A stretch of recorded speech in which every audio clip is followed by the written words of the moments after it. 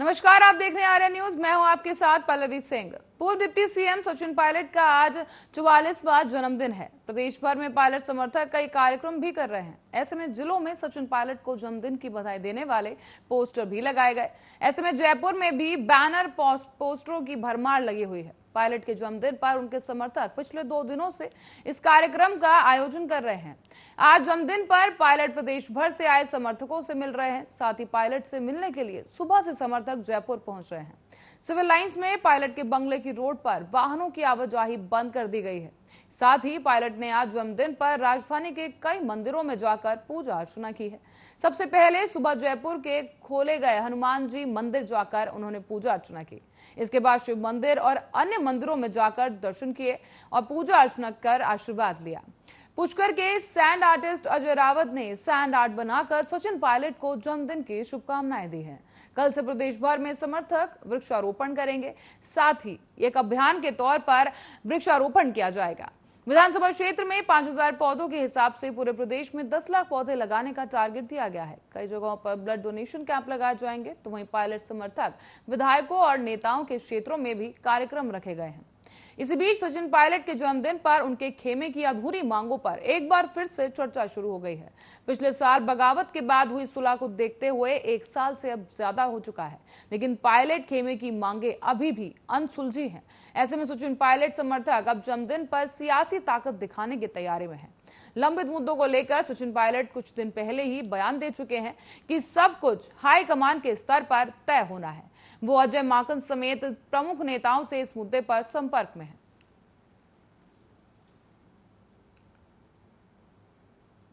साथ ही अलवर जिले के एनईबी के विजयनगर में 8 महीने की गर्भवती महिला ने फांसी लगा ली है। महिला ने 9 महीने पहले ही उसकी शादी हुई थी और उत्तर प्रदेश के झांसी आए पीहर पक्ष ने पति और परिवार पर दहेज के लिए मारपीट और हत्या करने का मुकदमा दर्ज कराया है। पुलिस ने पोस्टमार्टम के बाद शव को परिजनों को वापस सौंप दिया। साथ ही आपको बताते चलें कि घटना 6 सितंबर देर शाम की है, जहां परिजनों ने रिपोर्ट दी है कि ससुराल वाले उनकी बेटी को पैसों के लिए परेशान किया करते थे और अब उसकी हत्या कर दी गई।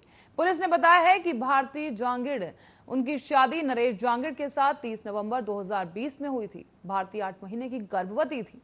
परिजनों ने रिपोर्ट दी है कि उसका पति और परिजन आए दिन भारती के साथ मारपीट किया करते थे। ससुराल वाले 10 लाख रुपए की मांग भी कर रहे थे। ऐसे में भारती ने परेशान होकर आत्महत्या कर ली है। पुलिस ने बताया है कि युवक नरेश की पहली शादी अलवर में राजगढ़ में की गई थी। वो पहले ही तलाक देकर जा चुका था और दूसरी शादी की गई थी, तो उसके बाद शादी के 9 महीने बाद ही दूसरी पत्नी ने फांसी लगा ली। उन्होंने ससुराल पक्ष के खिलाफ दहेज के लिए परेशान और मारपीट करने का मुकदमा दर्ज कराया है। और राजस्थान में 14 से 16 साल की नाबालिग आपत्तिजनक वीडियो बनाकर लोगों को ब्लैकमेल कर रहे हैं। खुद को लड़की बताते हैं और फर्जी नाम से फेसबुक आईडी और व्हाट्सएप के जरिए बड़ों को मैसेज किया जाता है। इसके बाद दोस्ती कर वीडियो कॉल की जाती है और उनमें से कोई कॉल रिसीव करता है तो कोई आपत्तिजनक वीडियो बनाकर सेक्सटॉर्शन करने में फंसा लेता है। ऐसे वीडियो को वायरल करने के नाम पर मोटी रकम ऐंठी जाती है। बताते चलें कि खुलासा किया गया सोमवार को भी ऐसे ही एक गैंग के 5 लोगों को पकड़कर पुलिस ने इस मामले का खुलासा कर दिया है। अलवर पुलिस ने पिछले करीब 1 साल में ही 14 से 16 साल के 13 नाबालिग लड़कों को अलवर, दौसा और भरतपुर से गिरफ्तार किया है, जो कि सेक्सटॉर्शन के गैंग में शामिल थे। पुलिस के अनुसार इस गैंग के सरगना बच्चों को पैसे का लालच देकर इस गैंग में शामिल करते थे, ताकि उनकी मासूम आवाज से दूसरों को आसानी के साथ फंसाया जा सके। पुलिस इसे कैंट फिशिंग के और सेक्सटॉर्शन के तौर पर देख रही है और इस मामले में अलवर पुलिस पिछले करीब 1 साल में ही सेक्सटॉर्शन में लगी 60 से 70 गैंग्स को पकड़ चुके हैं।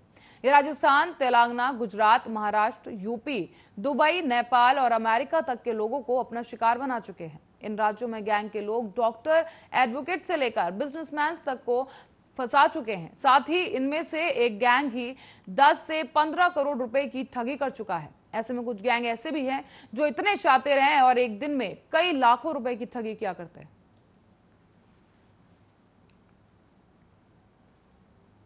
वहीं राजस्थान में पंचायती राज चुनाव में सत्ताधारी कांग्रेस और बीजेपी में कांटे की टक्कर जारी है, लेकिन 6 जिलों में सोमवार को हुए जिला प्रमुख चुनाव में बीजेपी की रणनीति कांग्रेस पर भारी पड़ी है।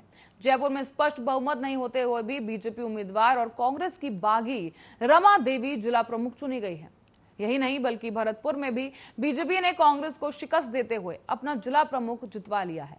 वहीं आपको बता दें कि सिरोही में बीजेपी के पास पहले से ही स्पष्ट बहुमत रही है और कुल 6 जिलों में जिला प्रमुख चुनाव किए गए, जिसमें कांग्रेस 3 में अपने जिला प्रमुख बना सकी है, जबकि 4 जिलों में कांग्रेस का स्पष्ट बहुमत मिल चुका था। ऐसे में आपको बता दें कि जयपुर में कांग्रेस की उम्मीद को एक बड़ा झटका लगा है। यहां बीजेपी ने रमा देवी को अपना जिला प्रमुख उम्मीदवार बनाया और कांग्रेस सत्ता में होते हुए भी अपना प्रमुख नहीं बना सकी। हालांकि जोधपुर से कांग्रेस के लिए राहत की खबर यह रही, वहां पर लीला मदेरणा जिला प्रमुख चुनी गई हैं।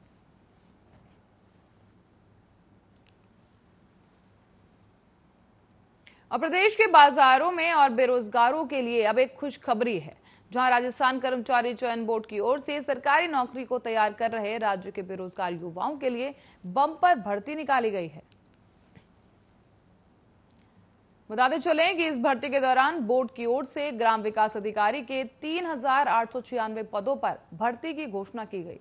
तो वहीं RSMSSB की ओर से भी जारी किए गए नोटिफिकेशन के अनुसार राजस्थान पंचायती राज नियम 1996 और राजस्थान अनुसूचित क्षेत्र अधीनस्थ मंत्रालय और चतुर्थ श्रेणी सेवा नियम के तहत ग्राम विकास अधिकारी के कुल 3,896 पदों पर सीधी भर्ती 2021 के लिए योग्य और इच्छुक अभ्यर्थियों के लिए आवेदन आमंत्रित किया गया है। इसके तहत अब इच्छुक अभ्यर्थी चयन बोर्ड की वेबसाइट पर जाकर SSOID और पासवर्ड से लॉगिन कर आवेदन कर सकेंगे। ऐसे में बोर्ड की ओर से जारी किए गए विज्ञप्ति के तहत नॉन TSP के 3,222 और TSP के 674 पद भी भरे जाएंगे। मिली जानकारी के अनुसार ये भर्ती RAS भर्ती की तर्ज पर होगी। इसमें भी प्रारंभिक और मुख्य परीक्षा देनी होगी। प्री का आयोजन दिसंबर में होगा, जबकि मेंस फरवरी में प्रस्तावित माना जा रहा है। भर्ती के लिए ऑनलाइन आवेदन की प्रक्रिया 10 सितंबर से प्रारंभ होगी और ऐसे में आवेदन की अंतिम तिथि 9 अक्टूबर रखी गई है। चयन बोर्ड का कहना है कि प्री के अंक मेरिट में शामिल नहीं होंगे। ऐसे में कैटेगराइज पदों के लिए 15 गुना अभ्यर्थियों को मेंस के लिए पात्र घोषित किया जाएगा।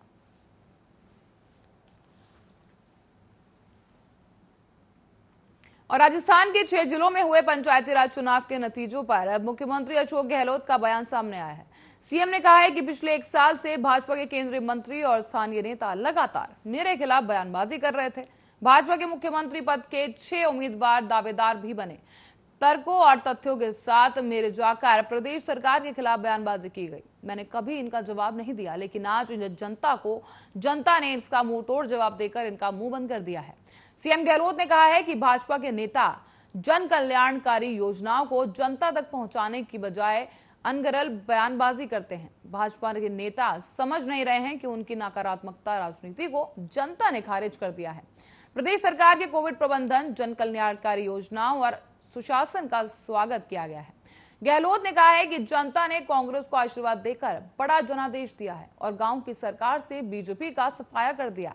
इन चुनावों के परिणामों में किसानों और ग्रामीण जनता का भाजपा के प्रति गुस्सा स्पष्ट तौर पर दिखाई दिया है। इन चुनावों में भाजपा के केंद्रीय मंत्रियों की प्रचार को लेकर भी उन्होंने तीखा तर्क दिया है। बता दें कि गहलोत ने कहा कि मंत्रियों तक जनता इनके झूठ और दुष्प्रचार में नहीं आई है। प्रदेश सरकार के दिए जा रहे सुशासन पर जनता ने मोहर लगा दी है और अब 2023 में पुनः कांग्रेस की सरकार बनने का रास्ता भी जनता ने तय कर दिया है।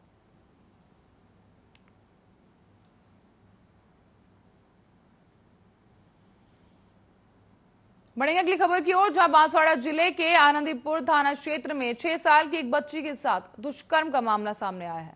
घटना रविवार शाम की बताई जा रही है और इसके बाद से पूरे दिन पुलिस इस मामले को छुपाती रही।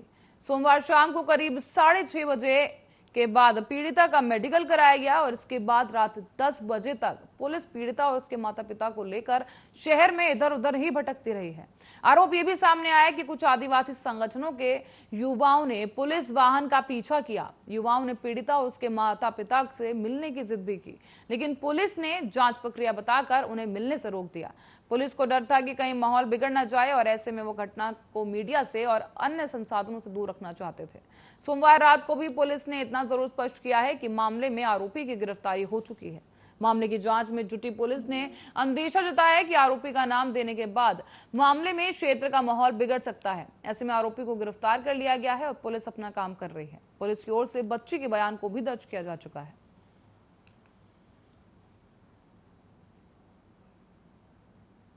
राजस्थान के भीलवाड़ा जिले के कोटड़ी उपखंड मुख्यालय पर बीती रात को सदर बाजार में स्थित दिगंबर जैन समाज के मंदिर हो गए।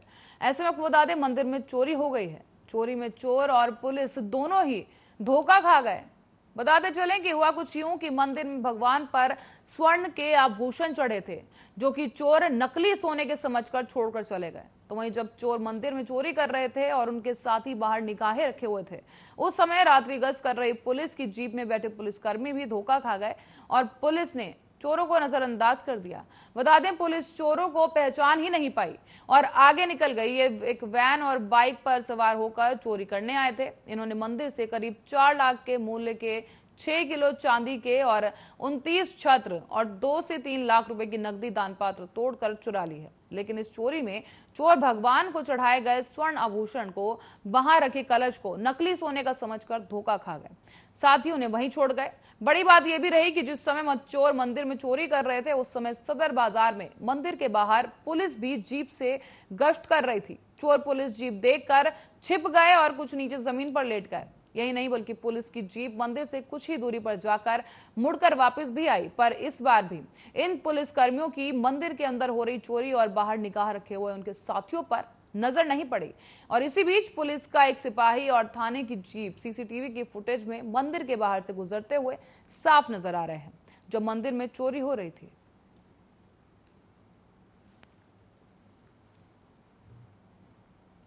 बढ़ेंगे अगली खबर की ओर, जहां राजस्थान के जालौर से एक खबर सामने आई है। जालौर में सनसनीखेज ऑडियो सामने आया, जहां मामला संचार इलाके का है। ऑडियो में एक 14 साल की बच्ची ने कथित तौर पर अपने पिता की काली करतूत के बारे में अपनी बुआ को बताया। उसने बताया है कि किसी काम के बहाने उसका पिता उससे गाड़ी में कहीं लेकर जाता था और उसके साथ दुष्कर्म करता था। ऑडियो के सामने आने पर आहत हुई बच्ची ने भाई ने शनिवार को नहर में कूदकर सुसाइड कर ली है। लड़की का पिता फरार है। तो वहीं शनिवार को 32 मिनट का एक ऑडियो क्लिप वायरल होने के बाद से ही पुलिस इस मामले की जांच शुरू कर चुकी है। बच्ची का बयान दर्ज किया गया। साथ ही समाचार एजेंसी को बताया गया है कि कथित ऑडियो क्लिप में लड़की अपनी बुआ से कहती है कि एक बार उसके पिता उससे मोबाइल फोन खरीदने के बहाने अपनी कार में ले गए और उसके साथ दुष्कर्म किया गया। बातचीत से यह स्पष्ट नहीं हो पाया है कि कथित घटना कब हुई, लेकिन आपको बता दें कि यह भी बच्ची कहते हुए सुनाई दे रही है कि उसकी मां ने उस दिन उसके पिता से अपने भाई को साथ ले जाने के लिए कहा था, लेकिन उसने मना कर दिया और बच्ची के साथ अश्लील हरकतें करता रहा। फिलहाल पुलिस ने इस मामले को दर्ज कर कार्रवाई शुरू कर दी है।